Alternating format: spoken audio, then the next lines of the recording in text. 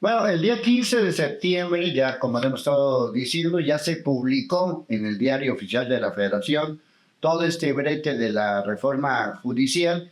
Y bueno, pues les consta, lo he dicho un millón de veces, que yo, Leonardo Schwerin, pues he sido muy enfático de que este asunto es antidemocrático, que nos va a llegar a la dictadura, al autoritarismo, que es una jalada de los pelos de López Obrador, que lo único que va a hacer es empeorar lo que ya de por sí hemos vivido, pero ahora toca a alguien que viene a defender la famosa reforma judicial, mi querido Alberto Maldonado, diputado federal, distrito 16. 16 de aquí de Jalisco, es Tlaquepaque, ¿verdad? Tlaquepaque. Bueno, mi querido Alberto, a ver, defiende la reforma judicial. Bueno, primero un saludo a tu auditorio. Estoy muy contento de reencontrarme con ellos. Decirles que pues, la reforma judicial tiene mitos y realidades, Leo. Todo el mundo creyó que una vez que lo aprobáramos nosotros en el Congreso de la Unión, los diputados federales, se iba a incendiar México, ¿no? Cosa que no sucedió. Después se aprobó por parte de los señores senadores, de las compañeras y compañeros senadores de la República, pues tampoco pasó nada. Era muy emblemático y era un deseo del presidente de la República que se le enviara antes del 15 de septiembre para él publicarlo precisamente el 15 de septiembre, mandando precisamente un mensaje a la nación, al pueblo de México, de haberles cumplido. La sensación que nosotros tenemos, quienes estuvimos ahí en las horas cero, ¿no? Sin dormir, prácticamente más de 24 horas, casi 72 horas, batallándole. Estuvimos, como lo hiciera en su momento el benemérito de las Américas, Benito Juárez, que estuvo con la legislatura llevando los proveedores de estados hasta que se aprobaron las leyes, ¿no? que impulsaba en el constituyente federal con Benito Juárez. Pues nosotros también anduvimos de un lugar a otro en la Ciudad de México, en el DF. Finalmente se aprueban mitos y realidades. Le titulé yo a una fichita que preparé para este programa, Leo. Mitos: que el Poder Judicial se va a dinamitar, que el Poder Judicial se va a hacer antidemocrático, que el Poder Judicial va a perjudicar a los trabajadores, que el Poder Judicial va a tender a desaparecer la propiedad privada. Nada más equivocado y alejado de la realidad que todo esto. En primer lugar, uno de los principales aspectos que se cuidó fue el tema de la gente. Estamos hablando de todos los trabajadores que existen en el Poder Judicial. Solamente se va, que entiendo que son 14,000 trabajadores aproximadamente, solamente se va a impactar aproximadamente en 1,500 trabajadores, pocos más, pocos menos. Es decir, es un porcentaje mínimo. Estamos hablando de elegir a jueces, magistrados y ministros de la Corte. ¿Qué te puedo decir para la tranquilidad de mis paisanos aquí de Jalisco y todos los que nos están viendo? Yo les puedo garantizar que no hay un solo apartado en esta reforma al Poder Judicial, un solo apartado, ni un solo artículo. Es más, no hay ni una palabra que hable sobre la afectación a la propiedad privada de las personas. Esto no tiene nada que ver con eso. Y por el contrario, tiene que ver con personas como un servidor y muchos otros que pueden estar en mi caso, que llevamos con asuntos de carácter civil o de carácter mercantil o de carácter penal, litigándolos por más de 8 años, 10 años, y que no se han resuelto. ¿Por qué? Pues como decimos los abogados, por cuestiones de huizacheo o por la corrupción de quienes están impartiendo la justicia, de que agarran por ahí algunos centavos, o al menos es lo que se dice, y retrasan la justicia. Entonces, ¿por qué era necesaria? Primero, porque nosotros en la campaña, Leo, cuando yo fui a tocar puertas en Tlaquepaque, mi oferta de campaña, primero fue mi compromiso de regresar a dar las gracias, fue mi compromiso de abrir una casa de atención ciudadana que la habría de hacer una vez que sepamos cuál va a ser nuestra oficina, nuestro número de teléfono, etcétera, cosa que todavía no sucede para ningún diputado, porque todavía no nos entregan las oficinas.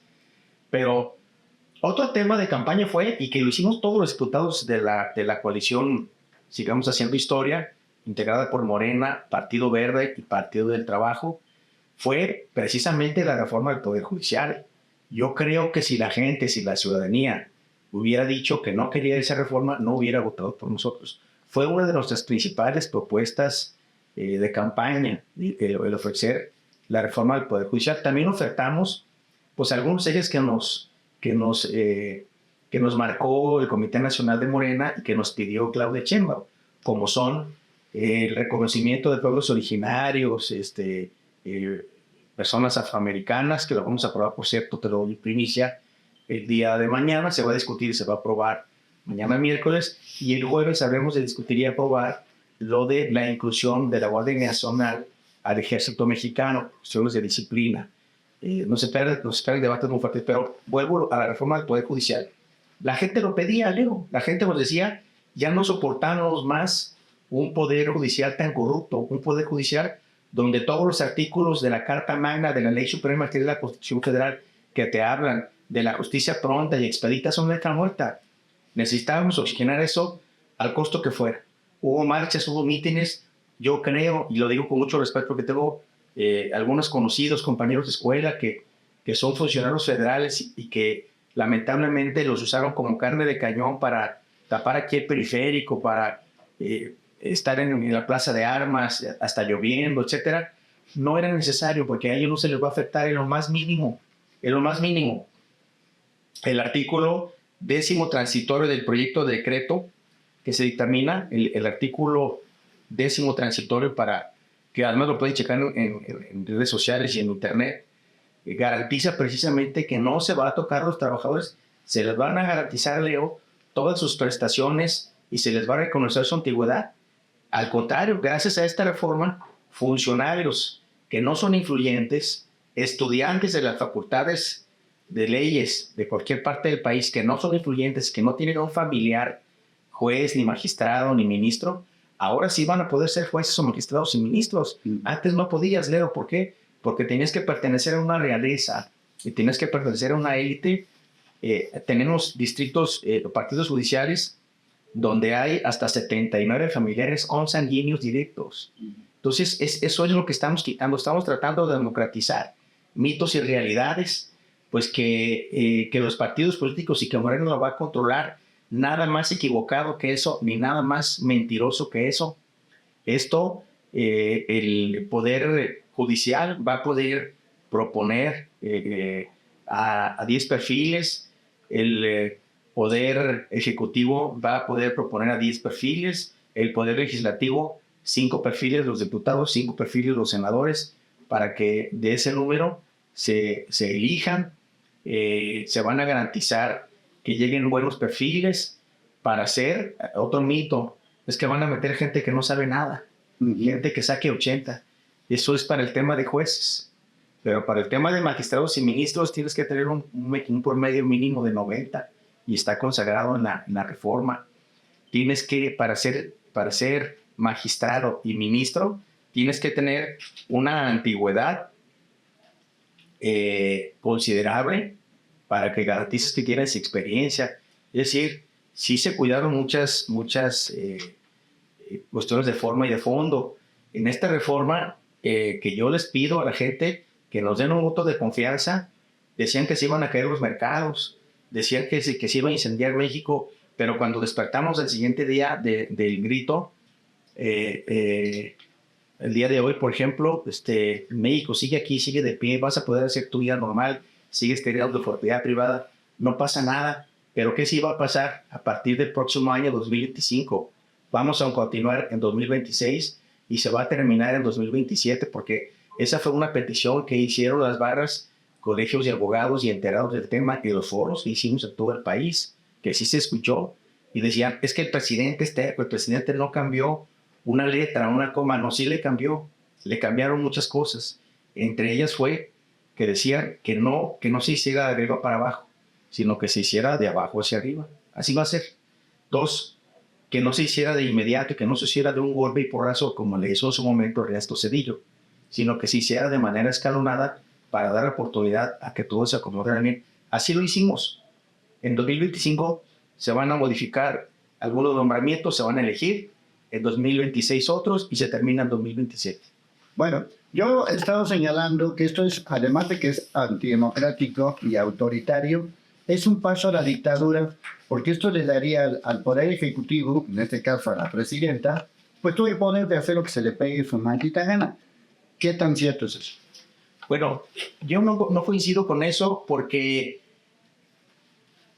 simplemente no depende del Ejecutivo la elección de jueces, magistrados y ministros. El presidente de Andrés Manuel López Obrador, por más increíble que parezca, se mutiló, el Ejecutivo se salió de la decisión de designar jueces, magistrados y ministros.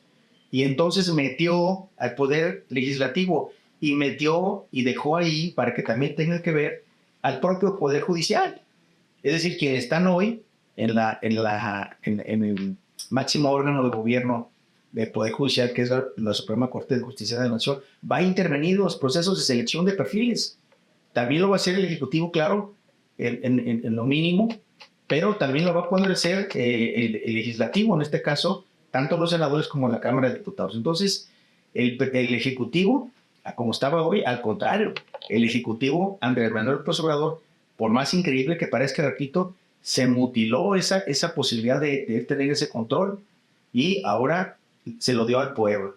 Era una asignatura que a nosotros nos había pedido la gente, que se escuchaba en la voz populi, el hecho que querían que se democratizara, que fuera un poder judicial diferente, y cuando menos leo lo estamos intentando.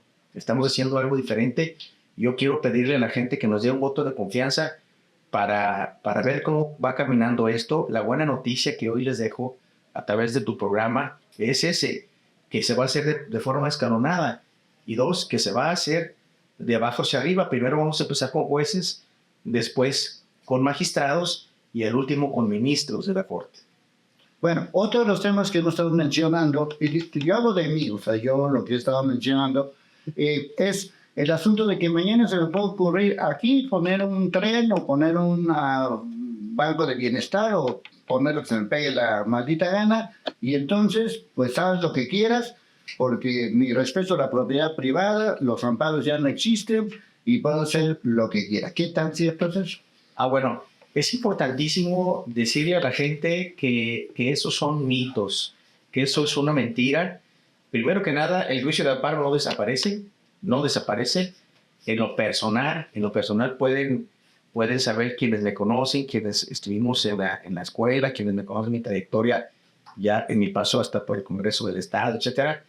Yo soy una gente me he especializado en materia de derechos humanos, me he especializado en un tema de garantías, y quiero decirles que yo no, de ninguna manera, estaría de acuerdo, aún siendo de Morena, en que se atentara contra las garantías individuales de ninguna manera.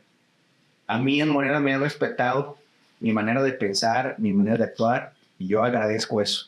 Tenemos libre albedrío, Yo no permitiría, y creo que muchos de mis compañeros de la gran mayoría, no permitiría que desapareciera el juicio de amparo, que es el juicio y es la herramienta por excelencia que tenemos para garantizar nuestras garantías, para acceder a nuestras garantías. No, eso no desaparece, y la propiedad privada menos. Aquí hay una confusión por una reforma que se dio en el Distrito Federal, y los diputados del DF, por el contrario a como lo manejaron los conservadores, totalmente al contrario, y nuestros enemigos, fue que se puso en la ley propiedad privada, nomás hablaba de la propiedad. Entonces se armonizó la norma federal que hablaba de la propiedad privada, se armonizó con la norma local del DF para hablar también de propiedad privada. ¿Eso para qué era precisamente? Era una petición que, entre otros, la comunidad judía del Distrito Federal y algunas cúpulas empresariales habían pedido que se atacara el tema, por ejemplo, del ambulantaje. No puede ser que Leonardo Chevel, que tiene con muchos esfuerzos un restaurante, se le pongan afuera de su restaurante a vender comida, porque es competencia desleal y porque hay un mar de desigualdad de un empresario que está pagando todo a una gente que está en la informalidad y que, pues, aparte de que en algunos casos le perjudica la imagen de su negocio, le tapa el ingreso y le causa mucho perjuicio. Entonces, había que regular eso en el DF y se va a regular eso en el DF. Se está regulando eso en el DF, el tema del ambulataje, y necesitaban darle certeza a la propiedad privada, pero se le dio certeza, no se atentó contra la propiedad privada, ni mucho menos desaparece la propiedad privada.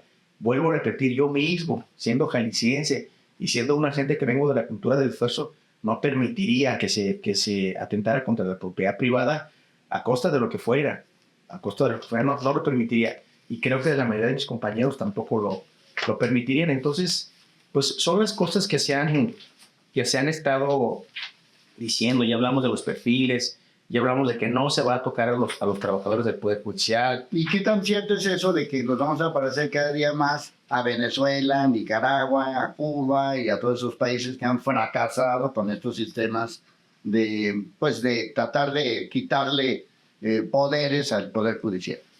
Bueno, déjame decirte que en el caso de México y en el caso de esta reforma, que nosotros con mucha ilusión de que se democratice, de que se haga una justicia pronta y expedita, que es lo que sí viene en las reformas, de que se reduzca el número de ministros, de que para hacer ahorros y para eficientar más, de que la gente pueda opinar, de que desaparezca un corrupto Consejo de la Judicatura Federal, que también aquí en Jalisco no cantan malas racheras, y que vamos a acabar también en los consejos de las judicaturas, en los poderes judiciales de los estados. Para allá vamos, Leo. Lo estaba también en provincia, para allá vamos. Que aquí en Jalisco urge que se haga ese tema, y también en la mayoría de estados de la República, pero no nos podemos parecer a ningún otro de nuestros hermanos de otros países de Centroamérica, porque cada quien tiene una vida, cada quien tiene una historia, y cada quien tiene una idiosincrasia distinta. En el caso de México, son pues las cuestiones esenciales de la forma económica, de la forma de vida, de las garantías, no se han modificado ni se van a modificar.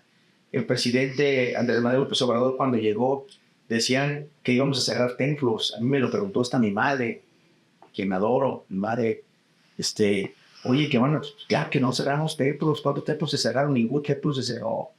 Decían que íbamos a desaparecer la propiedad privada. No se desapareció, ni se va a desaparecer la propiedad privada. Decían que íbamos a hacer Venezuela, que íbamos a... Ya acabaron los 6 años al año pasado, me quedan unos días, y no sucedió eso, ni va a suceder. Yo sí creo que la próxima presidenta de México, de quien puedo sentirme muy orgulloso, que soy amigo de ella, que soy cercano de ella, y que ella nos dijo que ella fue la que nos mandó llamar para que fuéramos diputados federales. Sí creo que ella le va a imprimir su propia impronta, ella le va a imprimir su propio estilo. Es una mujer con un gran profesionalismo, Leo.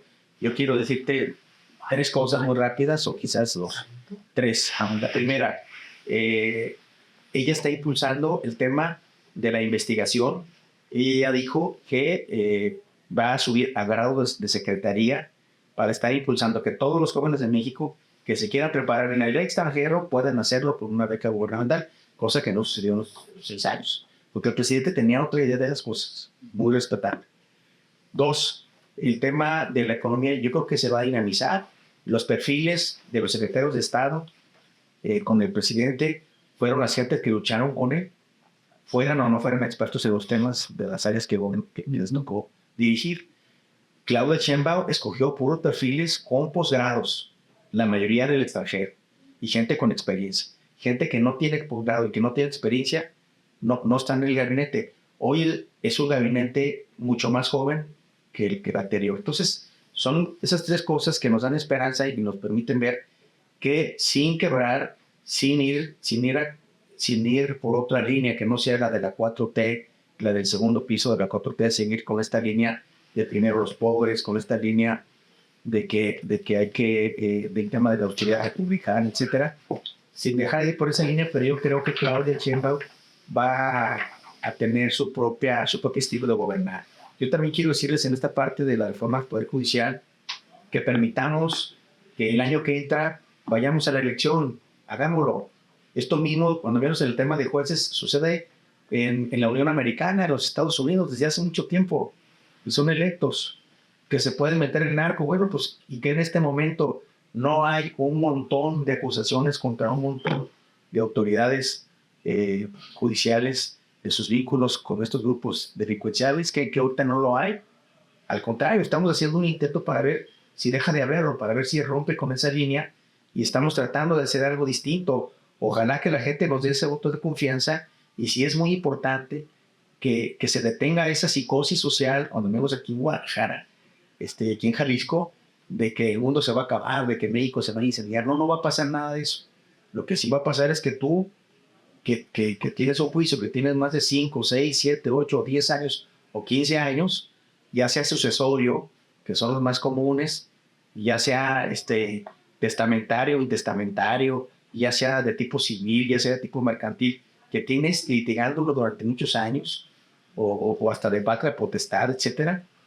Hoy, si no te resuelve un juez federal de manera pronta y expedita, ese juez va a ser separado de su cargo y va a quedar impedido para poder estar en el Poder Judicial Federal. Hoy desaparecemos el Consejo Corrupto de la Judicatura Federal porque toleró de manera mañosa, Leo, que jueces, magistrados y ministros tuvieran a todos sus hijos, las esposas de sus hijos, los primos de las esposas de sus hijos, primos de sus hijos, familiares consanguíneos directos. Te repito, hay casos donde hay 80 familiares consanguíneos, y eso lo permitió el Consejo de la Judicatura Federal. Está prohibido la ley. Pero ¿qué hacían mañosamente? Pues si Leo tiene a su familia, se los manda a Maldonado, y Maldonado se los manda a Leo, para no tenerlo autojuzgado. Pero de todos modos están en el Poder Judicial y de todos modos entran por influencia. ¿Y qué pasa con los cientos y miles de estudiantes de leyes que sacan buenos promedios, que son jóvenes, mujeres y hombres talentosos que estudian, que se parten la madre todos los días? Pues no tenían acceso, ni hubieran tenido acceso a ser ni jueces, ni magistrados, ni ministros. Yo conozco gente aquí en Guadalajara muy talentosa que cada que hay una convocatoria del Poder Judicial, inocentemente iban a presentar sus papeles, sus documentos, su currículum, teniendo maestrías, doctorados, y nunca hubieran podido acceder. Ahora ya van a poder acceder gracias a esta reforma que nosotros realizamos y que nos atrevimos a hacerla. Denos un voto de confianza, por favor, para ver cómo camina esto el próximo año y el siguiente año, y entonces platicamos y nos vemos aquí, si quieres, previo a que vaya a ser la elección de jueces y magistrados, y una vez que pase la elección de jueces y magistrados, para ver cómo nos fue. Pero lo que sí debe saber la sociedad de Guadalajara es: tu propiedad privada está garantizada y no se va a tocar, ni viene tampoco en la ley. No viene ese tema atentando, insinuando. El juicio de amparo no desaparece. El tema de que Claudia Sheinbaum y que el Ejecutivo va a tener el control de todo, eso no es mentira, porque el que va a elegir es el pueblo, y el que va a proponer las ternas que se van a analizar, buenos perfiles, que tengan experiencia, que hayan aprobado sus exámenes, todos los controles, que se van a seguir respetando esos controles, van a ser ahora los tres poderes, ya no solamente el Ejecutivo. Hoy le va a entrar el Poder Judicial. Sí, ese Poder Judicial que mucha gente, sobre todo aquí en Guadalajara, que somos muy conservadores, decían y se la creyeron de que se iba a acabar el mundo por esta elección, por este intento que estamos haciendo de democratizar, de oxigenar, de revitalizar el Poder Judicial. Dicen que el Ejecutivo debe tener el control. Pues ¿dónde lo vieron? Yo puedo asegurar que el 99.99% de las personas que hablan y que dicen eso no han visto la ley ni han checado la ley. Yo los invito a que vean la ley. Yo me comprometo entre el día de hoy y mañana a hacérsela llegar aquí a Leonardo Shevers, para que en sus redes sociales de Leonardo Shevers ustedes puedan meterse a las redes de Leonardo y bajar el extracto de la ley, cómo quedó, de la reforma, cómo quedó, Leo, para que entonces la gente sepa y consulte qué está pasando en el tema laboral, en el tema de los fideicomisos, por ejemplo. Yo quiero decirte a ti, amiga y amigo, que son funcionarios federales, que no te podían contratar gente para bajar el rezago, y que haya rezago significa más friega para los funcionarios judiciales, pero significa retraso en la justicia para la sociedad y para las personas que vamos en busca de justicia. Y no contrataban más gente porque les decían que no había dinero. No, dinero sí había. El Ejecutivo cada año le manda más dinero al Poder Judicial. Lo que empezaron a hacer mañosamente quienes controlan el Poder Judicial, quienes lo controlaban hasta el día de hoy, era ese dinero, si no te lo gastas, si no contratas gente, si no compras mobiliario, si no haces edificios, si no acomodas los juzgados, si no te lo gastas, lo tendrías que regresar. Entonces, quiero decirles que para no regresar ese dinero a la federación, hacían fideicomisos. O sea, dinero para magistrados y ministros sí había, pero ¿cómo se lo gastaban? En prestaciones, se lo gastaban en poder tener cada uno hasta 10 Suburban blindadas. Podías tener colegiatura como las tienen hasta ahorita para todos sus hijos en universidades privadas de México o cualquier parte del mundo. Tenían para que se les pagaran sus sirvietas, digo, las personas de aseo, perdón, personal de jardinería, personal de seguridad para traer guaruras, celulares de lujo, desde luego. Es decir, un montón de cosas. ¿Cómo es posible que un ministro de la Suprema Corte gane de manera directa 500,000 pesos, pero con prestaciones acaba ganando 800,000 pesos cada mes? Por favor, eso no podíamos permitirlo. Entonces, con mucho gusto fuimos a la reforma. Yo quiero decir con mucho pesar y dolor que a mí me habló un sacerdote amigo mío a quien aprecio y quiero muchísimo, y omito el nombre, pero me habló para reclamarme, para desconocerme casi como amigo, por donde siquiera me han dado la oportunidad. Un maestro mío de la Facultad de Derecho, maestro, me sorprende mucho que usted me diga eso. Vamos platicando en lo corto, pero vamos quedando en eso. Luego me comprometo a hacerte llegar cómo quedó en definitiva la reforma, para que tú generosamente lo puedas subir a tus redes sociales y quien quiera lo pueda tomar de ahí. Me parece perfecto, mi querido Alberto. Pues ahí está. Lo que nosotros queremos es que la gente lo conozca, que la gente vea las diferentes versiones y sobre todo, pues como tú mismo dices, pues ya teniendo el conocimiento, pues ya puedo yo decidir si me parece bien o me parece mal. Te agradezco mucho, mi querido Alberto, que estás aquí. Ya sabemos que te tienes que regresar de volada ya al Congreso y bueno, pues ya está el compromiso de Alberto de informarnos bien cómo está este asunto de la reforma judicial. Un saludo, estoy a sus órdenes. No.